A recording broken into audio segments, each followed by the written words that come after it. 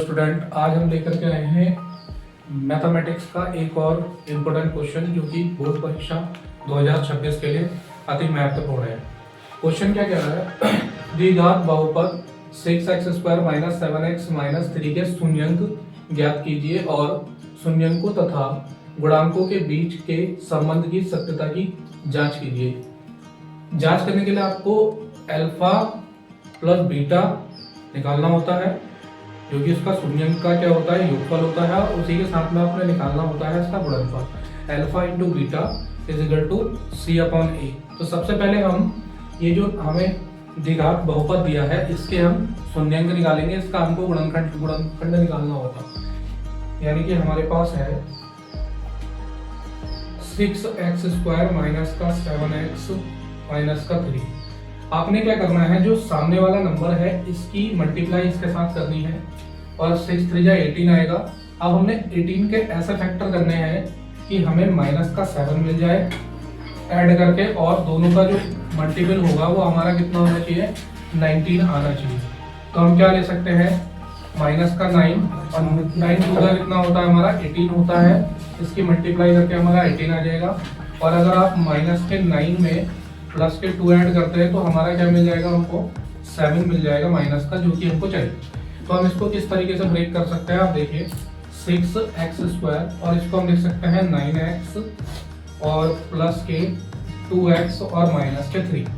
अब आप देख रहे हैं यहाँ पे दो पेयर बन रहे हैं, 6x² माइनस का 9x और एक पेयर बन जाएगा हमारा 2x माइनस का 3। अब यहाँ से हम क्या करते हैं, अगला स्टेप हमारा होता है इसमें से कॉमन लेना।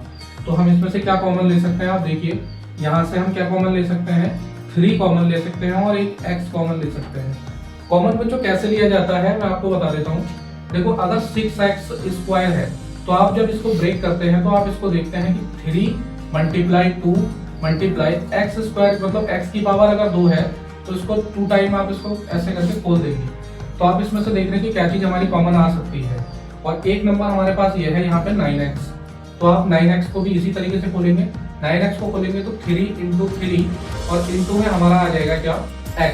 तो आप देख रहे हैं कि यहाँ पे 3 कॉमन है, यहाँ भी 3 कॉमन है, इसलिए हमने एक तो 3 कॉमन ले लिया। उसके बाद यहाँ पर x कॉमन है और नीचे भी x कॉमन है, तो हमने यहाँ से x कॉमन ले लिया।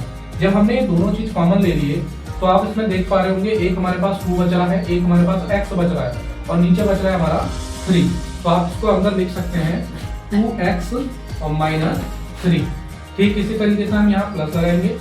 जहां से कुछ भी चीज कॉमन नहीं आती है बच्चों, वहां से कॉमन आता है 1।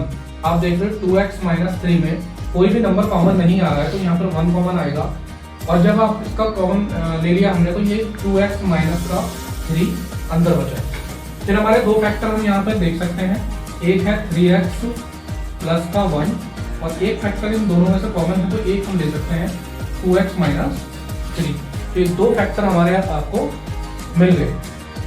उसके बाद हमने क्या करना होता है, यहाँ लिखते हैं हम, यदि 3x प्लस 1 बराबर 0, तो ये प्लस वाला नंबर अगर बराबर के अपोजिट साइड जाता है तो माइनस में चला जाता है। तो 3x बराबर माइनस का 1, और यहाँ मल्टीप्लाई वाली चीज हमेशा डिवाइड में जाती है, तो x is equal to minus का 1/3।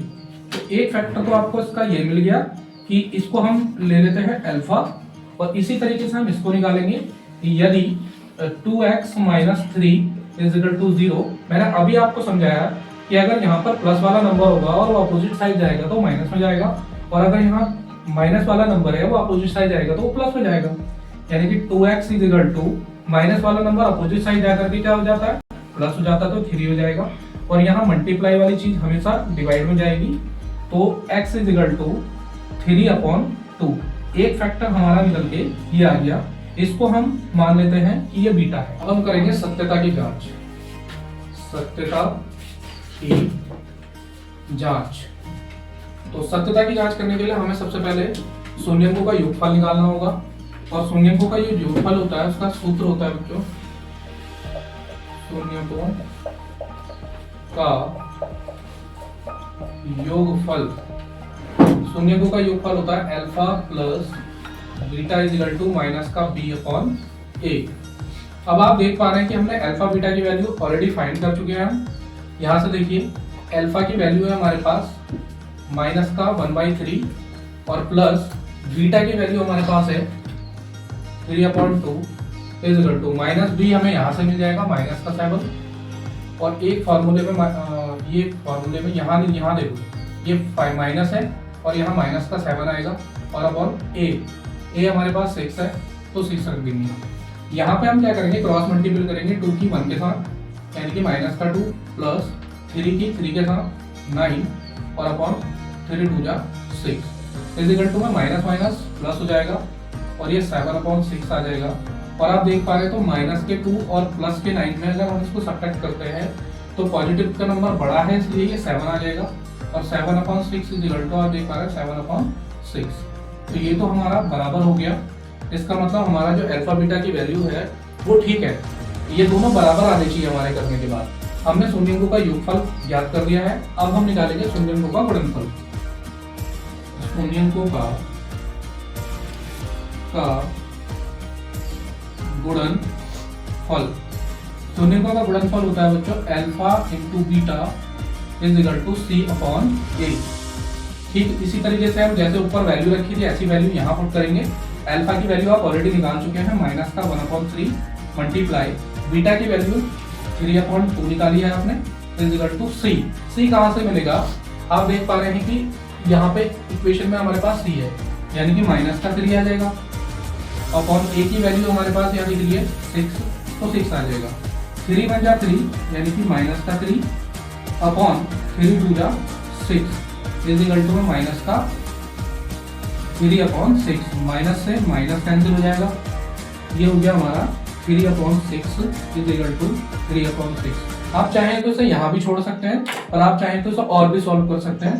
3 1 जा 3 3 2 जा 6 3 1 जा 3 3 2 जा 6 तो हमारे पास जो वैल्यू आ जाएगी 1/2 इज इक्वल टू 1/2।